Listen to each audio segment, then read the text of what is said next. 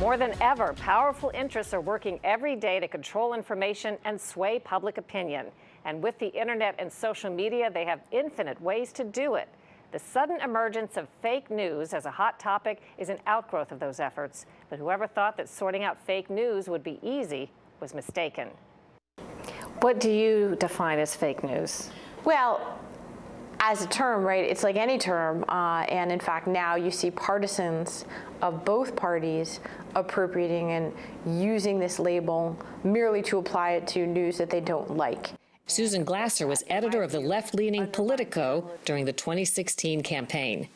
So what started out as a panic over fake news and what role it had in undermining Hillary Clinton's candidacy and promoting Donald Trump's candidacy, by the way, is now a label that Donald Trump, master marketer, has seen is a powerful label, so he's appropriated that and slapped that label on stories that he merely doesn't like. Can you state categorically? You are fake news. Sir, go ahead. Can you state? It's not that it didn't exist before, but Americans used to know the difference between the National Enquirer at the checkout counter and the New York Times. Public suspicion and allegations of bias hound the most pervasive internet players, Twitter, Google, and Facebook. Google has been actively altering search recommendations in favor of... During the presidential campaign, critics discovered a Google search for Hillary Clinton indictment, typing in IND, didn't suggest indictment. When you type Hillary Clinton IND into Bing or Yahoo, there are plenty of indictment-based recommendations. When you type it into Google, the top two recommended auto-completions are Hillary Clinton Indiana and Hillary Clinton India. As it happens, Google's parent company Alphabet was a top Clinton donor. Its chief executive worked on the Clinton campaign. Last year, former Facebook insiders alleged they routinely suppressed news stories of interest to conservative readers. We hear from a lot of people that they don't trust Politico or Facebook or Google or whoever it might be that's trying to sort through the truth or the facts. We're looking at a crisis of faith in institutions, the media being one set of institutions that is under assault. More broadly, political parties, no longer have the trust and faith. Because that is a part of the harassment issue. We don't have. Torba claims Twitter censors conservatives but not liberals for similar behavior. On Gab, anything goes, he says, as long as it's legal, not inciting violence, and not exposing information like credit cards.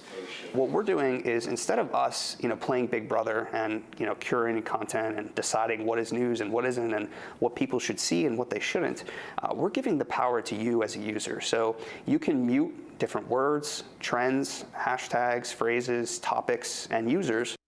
Because of Gab's anti-censorship policy, it's attracted plenty of detestable users.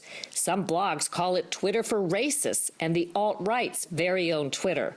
The media likes to label us as alt-right, or they've said Nazi Twitter or the Twitter for racists. And I find it really funny because we have one of the most diverse starting teams of all time.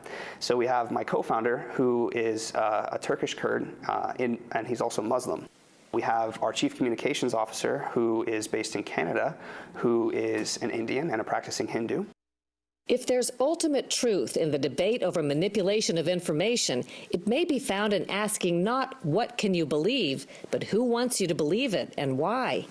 Do you favor censoring information that someone's decided is untrue or may blatantly be untrue so that the public can't access it online? I don't.